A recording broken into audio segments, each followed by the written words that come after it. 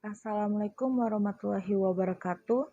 Kami dari kelompok 3 akan membawakan presentasi kami dengan judul Cara Mengelola Pengetahuan. Seperti yang kita lihat pada slide pertama, di sini ada landscape manajemen pengetahuan. Di sini juga ada beberapa pengertian dari sistem manajemen pengetahuan. Tapi kita akan langsung saja masuk di poin yang pertama, yaitu dimensi pengetahuan yang penting. Pengetahuan merupakan sifat individual sekaligus sifat kolektif dari suatu perusahaan. Pengetahuan adalah kejadian yang kognitif, bukan fisiologis, yang terjadi dalam pikiran manusia.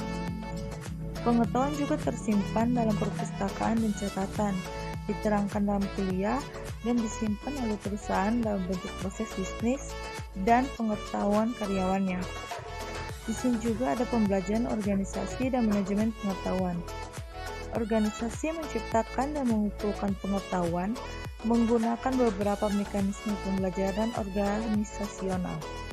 Melalui sekumpulan data, kegiatan terencana dengan pengukuran yang teliti, percobaan, dan masukan dari pelanggan maupun lingkungan sekitar, organisasi mendapatkan pengalaman. Organisasi yang mempelajari hal-hal di atas akan mengubah perilakunya dengan membuat proses bisnis baru dan mengubah pola manajemen pengambilan keputusannya. Proses pengetahuan ini disebut pembelajaran organisasi. 2. Pemerolehan manajemen. Organisasi memperoleh pengetahuan melalui beberapa cara, tergantung pada jenis pengetahuan yang dicarinya. Sistem manajemen pengetahuan yang pertama mencoba membangun pusat data yang berisi dokumen laporan, presentasi, dan praktik-praktik terbaik. 3. Penyimpanan pengetahuan. Setelah berbagai dokumen, pola, dan aturan pakar terkumpul, data tersebut harus disimpan sehingga dapat diambil kembali dan digunakan oleh para karyawan. Penyimpanan pengetahuan umumnya melibatkan proses pembuatan basis data. 4. Penyebaran pengetahuan.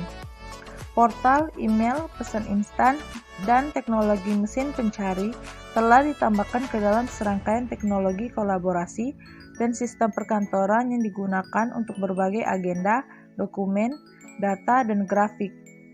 Teknologi komputer tampaknya telah membanjiri dunia informasi dan pengetahuan. Bagaimana seorang karyawan atau manajer dapat menemukan sesuatu yang benar-benar penting dan berguna bagi mereka dari lautan informasi dan pengalaman yang begitu luas?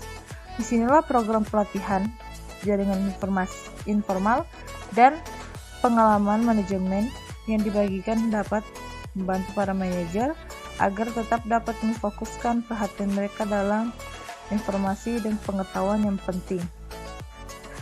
Poin yang kedua, sistem manajemen pengetahuan keseluruhan perusahaan.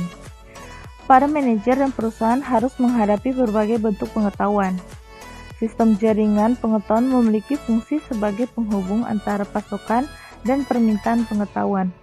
Sistem jaringan pengetahuan memberikan direktori online mengenai para pakar bidang-bidang tertentu di perusahaan menggunakan teknologi komunikasi untuk memudahkan karyawan dalam mencari pakar yang tepat. Poin yang ketiga, sistem kerja pengetahuan. Pekerja pengetahuan adalah orang-orang yang merancang produk atau jasa dan menciptakan pengetahuan untuk organisasi.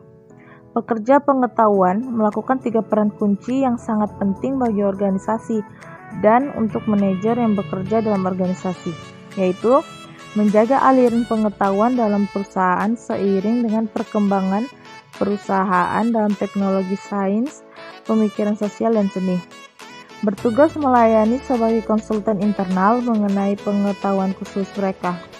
Bertindak sebagai agen perubahan, mengevaluasi, merintis, dan mendukung proyek-proyek perubahan. Persyaratan sistem kerja pengetahuan. Pekerja pengetahuan memerlukan sistem kerja pengetahuan yang sangat spesifik dengan garis, grafis, alat bantu, analisis, dan kemampuan komunitas dan manajemen dokumen yang canggih. 4. Teknik kecerdasan. Yang pertama ada sistem logika fuzi. Logika fuzi adalah teknologi berbasis aturan yang dapat merepresentasikan ketidakpersisian seperti yang telah disebutkan, dengan menciptakan aturan yang menggunakan nilai subjektif atau nilai yang mendekati. Organisasi dapat menggunakan logika fuzzy untuk menciptakan sistem peranti lunak yang menangkap pengetahuan tersirat yang mengandung ambiguitas linguistik.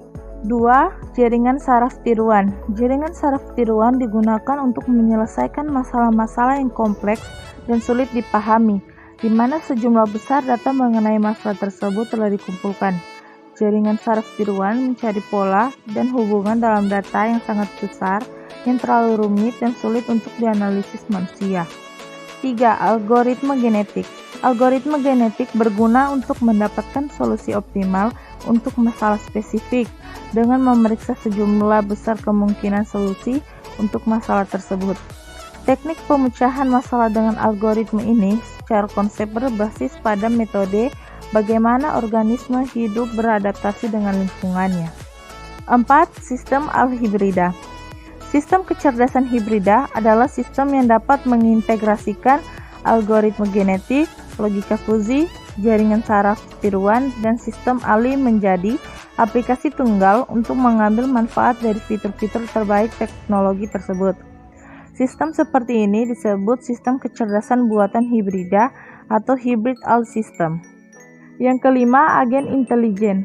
Agen intelijen adalah program peranti lunak yang bekerja di latar belakang tanpa investasi manusia secara langsung untuk menjalankan tugas-tugas yang spesifik, berulang, dan dapat diprediksi. Tugas-tugas tersebut dilakukan bagi pengguna perorangan, proses bisnis, atau aplikasi peranti lunak. Agen intelijen menggunakan basis pengetahuan bawaan terbatas atau basis pengetahuan yang dipelajari untuk menyelesaikan tugas atau untuk membuat keputusan atas nama pengguna. Sekian dan terima kasih.